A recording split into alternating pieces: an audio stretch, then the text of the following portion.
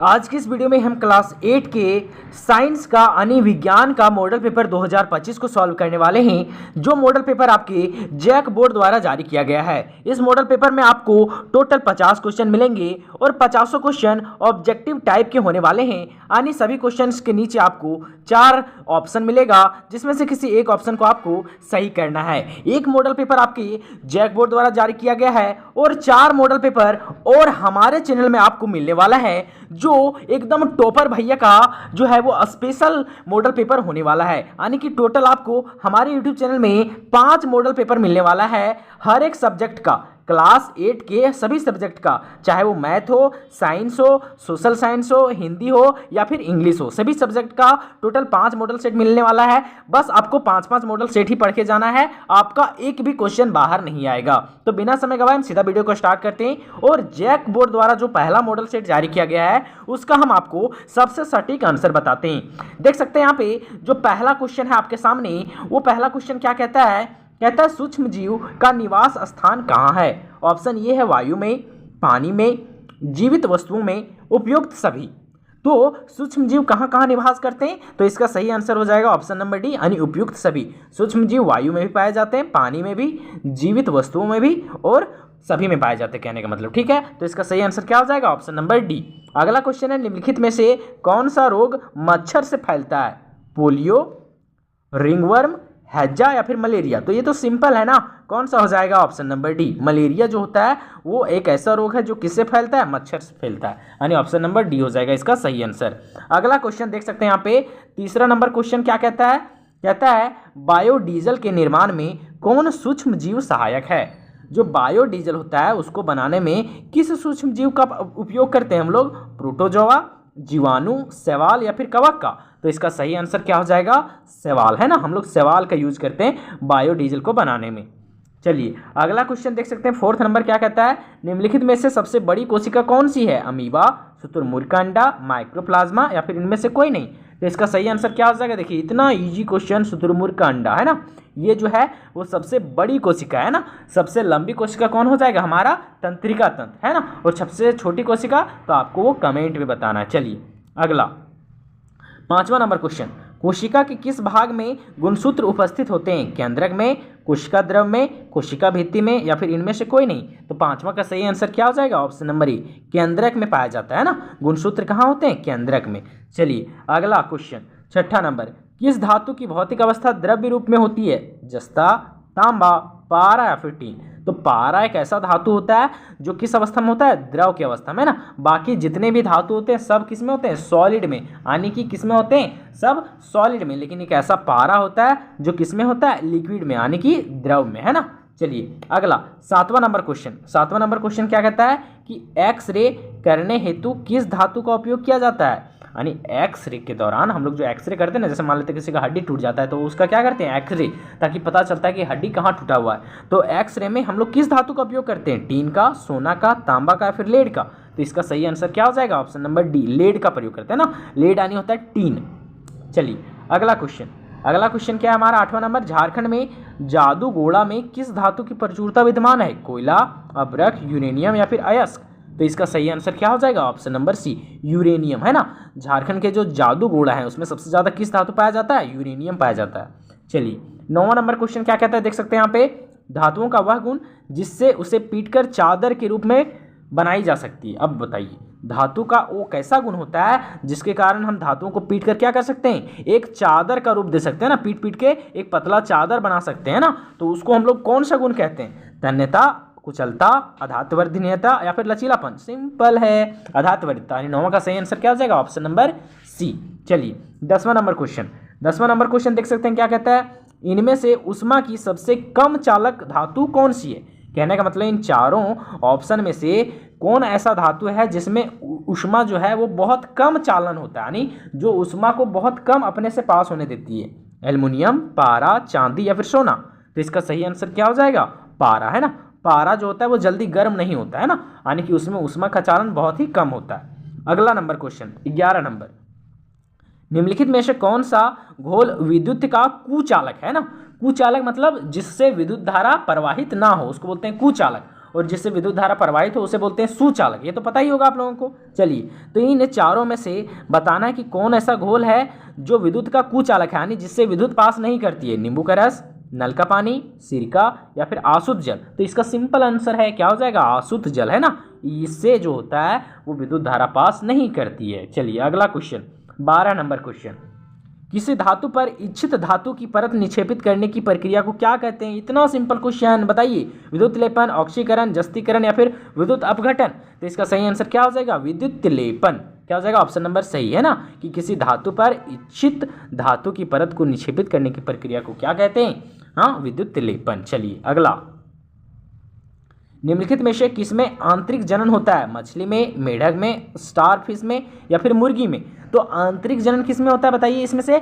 इसमें होता है आंतरिक जनन मुर्गी में, है ना। इसमें कैसा जनन होता है, आंतरिक जनन। चलिए अगला, हाइड्रा में जनन किस विधि से होता है? हाइड्रा, सबसे इंपॉर्टेंट क्वेश्चन।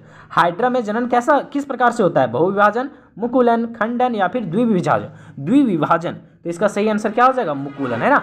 हाइड्रा में मुकुलन विधि द्वारा जनन होता है, यानी हाइड्रा ऐसे रहता है जैसे, तो यहाँ टूट गया, है ना, फिर एक नया हाइड्रा बन गया, फिर नया हाइड्रा मान लेते हैं ऐसे, फिर ये टूटेगा तो एक और हाइड्रा बनेगा। तो इसी विधि को क्या बोलते हैं हम लोग, मुकुलन। चलिए अगला, पृथ्वी की सतह से ऊंचाई के बढ़ने के साथ साथ वायुमंडलीय दाब क्या होता है, घटता है, बढ़ता है, दोनों होता है या फिर इनमें से कोई नहीं? तो इसका सही आंसर हो जाएगा ऑप्शन नंबर ए, घटता है। जैसे जैसे हम पृथ्वी की सतह से ऊपर जाएंगे ना तो वायुमंडलीय दाब क्या हो जाएगा, कम हो जाएगा, यानी ऊपर जो होगा वायु का प्रेशर बहुत कम लगेगा। समझ आ रहा है कुछ? चलिए अगला, 16वां नंबर, दाब का मात्रक क्या होता है? दाब इंग्लिश में इसको बोलते हैं प्रेशर, है ना। तो दाब का मात्रक क्या होगा, पास्कल, न्यूटन प्रति वर्ग मीटर, दोनों या फिर इनमें से कोई नहीं? तो इसका सही आंसर क्या हो जाएगा, ऑप्शन नंबर सी, दोनों, है ना। दाब का मात्रक पास्कल भी होता है और न्यूटन पर वर्ग किलोमीटर। देखो न्यूटन पर वर्ग मीटर, देखो मीटर स्क्वायर, न्यूटन पर मीटर स्क्वायर को हम लोग हिंदी में क्या बोलते हैं, न्यूटन प्रति वर्ग मीटर। कोई दिक्कत है? तो ये दोनों होता है ना, पास्कल भी होता है और न्यूटन पर मीटर स्क्वायर भी होता है। चलिए अगला, 17वां नंबर क्वेश्चन, निम्नलिखित बलों में से कौन सा संपर्कित बल है? गुरुत्वाकर्षण बल, चुंबकीय बल, स्थिर विद्युत बल या फिर घर्षण बल? तो इन चारों में से कौन सा बल है जो संपर्कित बल है, यानी जिसको संपर्क में आने के बाद जो बल लगता है? तो इसका सही आंसर क्या हो जाएगा, इसका सही आंसर हो जाएगा घर्षण बल, है ना। अगला क्वेश्चन, 18 नंबर, निम्नलिखित में से कौन सा पदार्थ अदहनशील है? अदहनशील मतलब जो जलता नहीं है, लकड़ी, कोयला, पेट्रोल या फिर पत्थर? तो बताइए, सिंपल है, पत्थर नहीं ना जलता है, और जो नहीं जलता है उसी को क्या बोलते हैं हम लोग, अदहनशील। तो इसका सही आंसर हो जाएगा ऑप्शन नंबर डी। अगला क्वेश्चन, किसी पदार्थ में दहन का पोषक पदार्थ है, यानी कि बताइए कोई पदार्थ कहीं जल रहा है तो वो किसके कारण जल रहा है? तो वो ऑक्सीजन के कारण जल रहा है। ऑक्सीजन नहीं रहेगा तो कोई भी वस्तु कभी भी नहीं जलेगा। आप एक एक्सपेरिमेंट भी देखे होंगे, आपके टीचर बताए होंगे, है ना, कि मोमबत्ती को जला दो एक यहाँ पे और दूसरा मोमबत्ती यहाँ जलाओ, है ना, फिर दूसरा मोमबत्ती को क्या करो, गिलास से ढक दो, तो जब तक इसके अंदर ऑक्सीजन रहेगा तब तक ही मोमबत्ती जलेगा, और जैसे ही ऑक्सीजन यहाँ का खत्म हो जाएगा ये मोमबत्ती क्या हो जाएगा, बुझ जाएगा, है ना। ऐसा सिंपल एक्सपेरिमेंट आपके सर बताए होंगे। तो इसका सही आंसर क्या हो जाएगा, ऑक्सीजन, है ना। यही जो है वो दहन को क्या करता है, पोषण देता है, ऑप्शन नंबर सी। चलिए अगला, 20 नंबर क्वेश्चन, किसी ज्वाला का सबसे अधिक गर्म भाग कौन सा होता है ना। जैसे मान लेते हैं कैंडल है, तो ये कैंडल जल रहा है तो इस ज्वाला का बहुत सारा भाग होता है ना, 2-3 भाग होता है। तो वही पूछ रहा है कि सबसे अधिक गर्म कौन सा भाग होता है, बाहरी भाग, अंदर वाला भाग या फिर मध्य वाला भाग, या फिर ये सभी भाग समान रूप से गर्म होते हैं? तो इसका सही आंसर क्या हो जाएगा, इसका सही आंसर हो जाएगा सबसे बाहरी भाग, है ना। ज्वाला का ये जो सबसे बाहरी भाग होता है ना वो सबसे ज़्यादा क्या होता है, गर्म होता है। तो इसका सही आंसर क्या हो जाएगा, 20वां का ऑप्शन नंबर ई। अगला, 21वां नंबर क्वेश्चन, निम्नलिखित में से कौन दो गुणसूत्र मिलकर नर शिशु के रूप में विकसित होते हैं? अब बताइए, दो तरह का शिशु होता है, एक होता है नर और दूसरा होता है क्या, मादा। तो यहाँ पूछ रहा है नर जो होता है वो किससे किससे बनता है, XX से, XY से, YY से या फिर XXY से?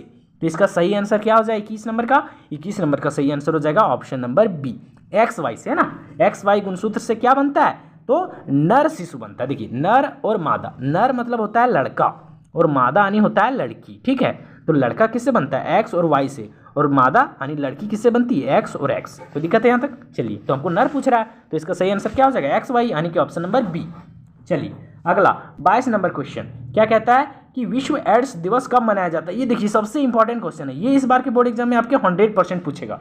पहला 21 दिसंबर, 21 जून, 1 दिसंबर या फिर 1 जून? बताइए जल्दी से, क्या हो जाएगा इसका आंसर, ऑप्शन नंबर सी, 1 दिसंबर को एड्स दिवस मनाया जाता है, विश्व एड्स दिवस।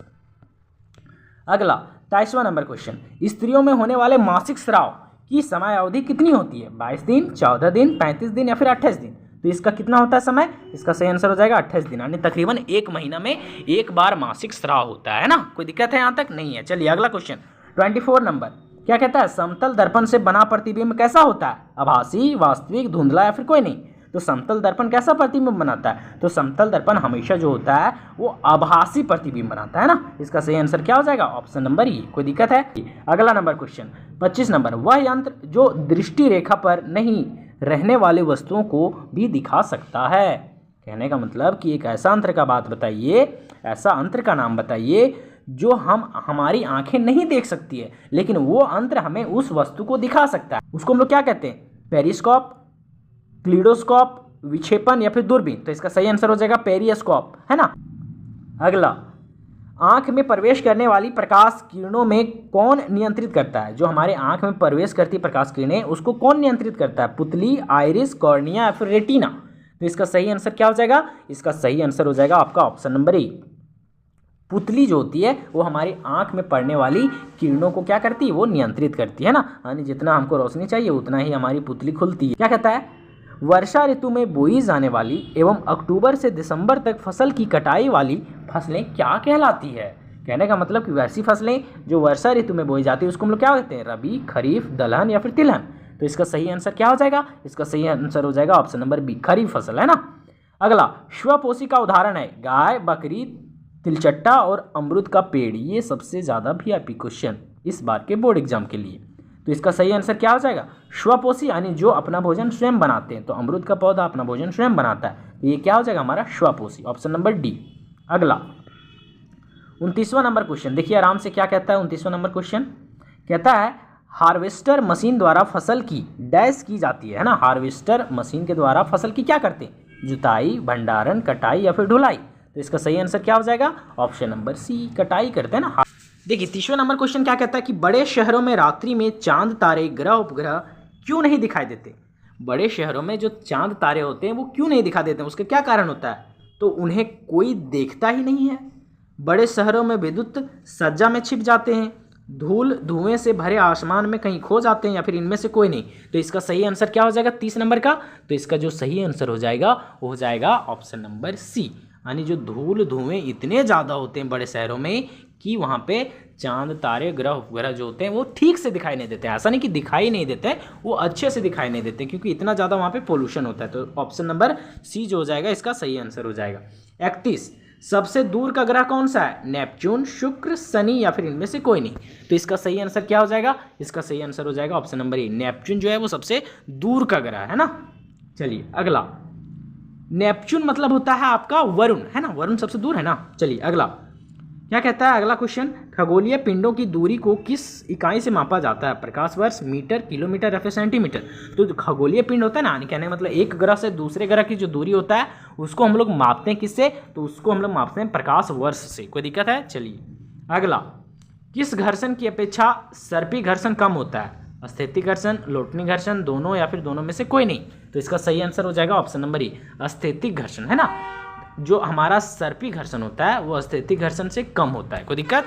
चलिए अगला क्या कहता है कि तरल यानी हवा और जल में गति करने वाली वस्तु को उचित आकार देकर घर्षण बल डैश किया जाता है? अधिक किया जाता है, कम किया जाता है, या फिर अगला ऑप्शन है समाप्त किया जाता है, या फिर इनमें से कोई नहीं? तो इसका सही आंसर क्या हो जाएगा? ऑप्शन नंबर बी, है ना। हम लोग इससे कम करते हैं, कहने का मतलब तरल में गति करने वाले जो वस्तु होते हैं उसको सही आकार से घर्षण देने के लिए हम लोग क्या करते हैं? हम लोग घर्षण को कम करते हैं। कोई दिक्कत है यहाँ तक? चलिए अगला क्वेश्चन, अगला देखिए 35 नंबर क्वेश्चन क्या कहता है? 35 नंबर, किस आकृति की वस्तु पर तरल घर्षण कम हो जाता है? आयताकार, वर्गाकार, नौकाकार या फिर वृत्ताकार? तो इसका सही आंसर क्या हो जाएगा? इसका सही आंसर हो जाएगा ऑप्शन नंबर सी, यानी नौकाकार ऐसी आकृति होती है जिस पर तरल घर्षण कम हो जाता है। अगला 36, प्रथम पूर्ण रूप से संश्लेषित रेशा किसे कहा जाता है? रेशम, नायलॉन, रेयॉन या फिर पॉलिस्टर? तो इसका सही आंसर क्या हो जाएगा? इसका सही आंसर हो जाएगा ऑप्शन नंबर बी, नायलॉन को, है ना। पहला एक नायलॉन ही ऐसा संश्लेषित रेशा है जिसको प्रथम पूर्ण रूप से रेशा का नाम दिया गया। चलिए अगला 37 नंबर, निम्नलिखित में से किस धागे की मजबूती सबसे अधिक होती है? कपास, ऊन, नायलॉन या फिर रेशम। इन चारों में से किस धागे की जो मजबूती होती है वो सबसे अधिक होती है? तो 37 नंबर क्वेश्चन का सही आंसर क्या हो जाएगा? ऑप्शन नंबर सी, नायलॉन, है ना। नायलॉन सबसे ज़्यादा क्या होता है? मजबूत होता है। चलिए अगला क्वेश्चन 38 नंबर, दमकल कर्मचारियों के कपड़े पर किसकी परत चढ़ी होती है? जो दमकल कर्मचारी होते हैं, जो आग को बुझाने वाले होते हैं, उसके कपड़े पर किसका परत चढ़ा होता है? मेलामाइन, बेकेलाइट, पॉलीथीन या फिर पॉलीविनाइल क्लोराइड। तो इसका सही आंसर क्या हो जाएगा? इसका सही आंसर हो जाएगा ऑप्शन नंबर ई, मेलामाइन, है ना, क्योंकि ये बहुत ज़्यादा चमकदार होता है। चलिए अगला, ध्वनि की प्रबलता किस कारक पर निर्भर करती है? आयाम, तारत्व, प्रबलता या फिर इनमें से कोई नहीं। तो इसका सही आंसर क्या हो जाएगा? ऑप्शन नंबर ए, आयाम पर निर्भर करती है ना। ध्वनि कितना प्रबल है वो किस पर डिपेंड करता है? ध्वनि के आयाम पर। चलिए अगला 40 नंबर, ध्वनि की प्रबलता घटाने के लिए हमें ध्वनि के कंपनों, देखिए ध्वनि बहुत ज़्यादा प्रबल है तो उसको घटाने के लिए हम लोग क्या करते हैं? आवृत्ति को घटानी होगी, आवृत्ति को बढ़ानी होगी, आयाम को बढ़ाना होगा या फिर आयाम को घटाना होगा। तो इसका सही आंसर क्या हो जाएगा? इसका सही आंसर हो जाएगा ऑप्शन नंबर डी, आयाम को घटाना पड़ेगा, क्योंकि इसके ऊपर में हम लोग क्या देखें कि जो ध्वनि की प्रबलता होती है वो आयाम पर निर्भर करती है ना। कहने का मतलब जितना ज़्यादा आयाम होगा उतना ज़्यादा ध्वनि प्रबल होगा। तो यहाँ बोलता है हम लोग को ध्वनि की प्रबलता घटाना है तो आयाम को क्या करना पड़ेगा? घटाना पड़ेगा, सिंपल है ना। चलिए अगला 41 नंबर कहता है कि प्राश्रव्य ध्वनि की कंपनियों की आवृत्ति होती है। तो प्राश्रव्य ध्वनि हम लोग किसको बोलते हैं? जो 20,000 हर्ट्ज से ऊपर होता है। श्राव्य ध्वनि किसको बोलते हैं? जिसका रेंज कितना होता है? 20 से 20,000। लेकिन हमको यहाँ पूछा प्राश्रव्य, तो इसका सही आंसर क्या हो जाएगा? Option number C. यहाँ कंफ्यूजन नहीं करना है कभी भी नहीं। अगला, रिक्टर पैमाने पर किसकी तीव्रता वाला भूकंप विनाशकारी माना जाता है? जो रिक्टर पैमाना होता है उस पर किस तीव्रता वाला, यानी कितना तीव्रता होगा तब हम उसको विनाशकारी मानेंगे? 3 तीव्रता, 4, 5 या फिर 7 या फिर उससे अधिक। तो सबसे ज़्यादा विनाशकारी हम लोग किसको मानते हैं? तो इसका सही आंसर हो जाएगा ऑप्शन नंबर डी, 7, है ना। रिक्टर पैमाना कहीं 7 मेजर करे तो हम लोग मानते हैं कि वह बहुत ही ज़्यादा विनाशकारी भूकंप है। चलिए अगला, वायुमंडलीय विद्युत की खोज की थी, किसने की थी? थैल्स ने, बेंजामिन फ्रैंकलिन ने, न्यूटन ने या फिर विलियम गिलबर्ट ने, किसने की थी? तो इसका सही आंसर क्या हो जाएगा? बेंजामिन फ्रैंकलिन ने, ऑप्शन नंबर बी। अगला, ऊन से रगड़ी गई एबोनाइट की छड़ क्या होती है? ऊन से रगड़ी गई एबोनाइट की दूसरी छड़ को आकर्षित करती है। ऊन के साथ घिसने वाली एक और एनाबाइट रड को अपनी ओर प्रभावित नहीं कर पाती।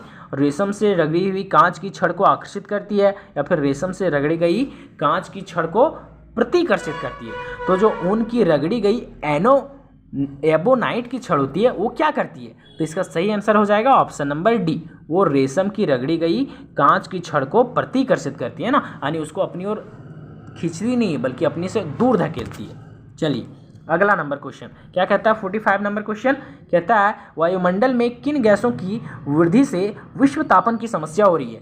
Sulphur dioxide, nitrogen, carbon dioxide और मीथेन या फिर हाइड्रोजन। तो इसका सही आंसर हो जाएगा option number C, carbon dioxide और मीथेन के कारण क्या हो रहा है? तो विश्व तापन यानी बढ़ रहा है। ठीक है, गर्मी बढ़ रहा है बहुत ज़्यादा। अगला, पृथ्वी पर पाई जाने वाली विशाल विवर्तनिक प्लेटों की संख्या कितनी है? 6, 7, 8 या फिर 10। तो जो विवर्तनिक प्लेटों की संख्या है वो आपका है टोटल कितना? 6। ऑप्शन नंबर ए सही हो जाएगा ना। 47 नंबर, ताजमहल में लगे पत्थर का क्षरण हो रहा है, इसका मुख्य कारण क्या है? अम्ल वर्षा, विश्व तापन, CNG या फिर LPG। तो इसका सिंपल क्वेश्चन का सिंपल आंसर है अम्ल वर्षा। चलिए आगे द्वितीय प्रदूषक है carbon dioxide, sulphur dioxide, nitrogen के ऑक्साइड या फिर सल्फर व नाइट्रोजन के अम्ल। तो इसका सही आंसर क्या हो जाएगा? इसका सही आंसर हो जाएगा सल्फर एवं नाइट्रोजन के अम्ल, यानी ऑप्शन नंबर डी। अगला क्वेश्चन 49 नंबर, ज़्यादा नहीं बस 50 क्वेश्चन है, एक और बचा है। कुछ प्रजातियों का विलुप्त होने और गायब होने के क्या कारण है? आवास का विनाश, पेड़ लगाना, वनों का संरक्षण या फिर शिकार। ऐसा क्वेश्चन पर ध्यान देना थोड़ा। यहाँ पे पूछ क्या रहा है कि कुछ प्रजातियों का विलुप्त होने के और गायब होने के क्या कारण है? पहला कहता है आवास का विनाश, पेड़ लगाना, वनों का संरक्षण या फिर शिकार। तो इसका सही आंसर हो जाएगा पहला और चौथा। अब देखिए पहला और चौथा कहाँ है देखना है, खोजना है, पहला और चौथा, यानी ऑप्शन नंबर डी। तो इसका यही हो जाएगा क्या? सही आंसर। अगला last one 50 number question, last question है पेट्रोलियम का कौन सा उत्पाद सड़क निर्माण हेतु उपयोग में लाया जाता है? पेट्रोलियम का कौन सा पदार्थ जो होता है वो सड़क बनाने में उपयोग किया जाता है? कोक, गैस, बिटुमिनस या फिर पेट्रोल। तो इसका सही आंसर हो जाएगा ऑप्शन नंबर सी, बिटुमिनस का हम लोग प्रयोग करते हैं ना। किसमें? तो सड़क को बनाने में, है ना। ये हुआ आपका पहला मॉडल सेट जो जैक बोर्ड द्वारा जारी किया गया पहला मॉडल सेट। बाकी इसके अलावा 4 मॉडल सेट हम आपको देने वाले हैं। सभी विषय का आपको 5-5 मॉडल सेट मिलेगा, एक जो जैक बोर्ड दिया है और 4 मेरे तरफ से। तो आगे के मॉडल सेट पाने के लिए आप हमारे चैनल को जरूर सब्सक्राइब करके वीडियो को लाइक करके रखें। मिलते हैं नए वीडियो में।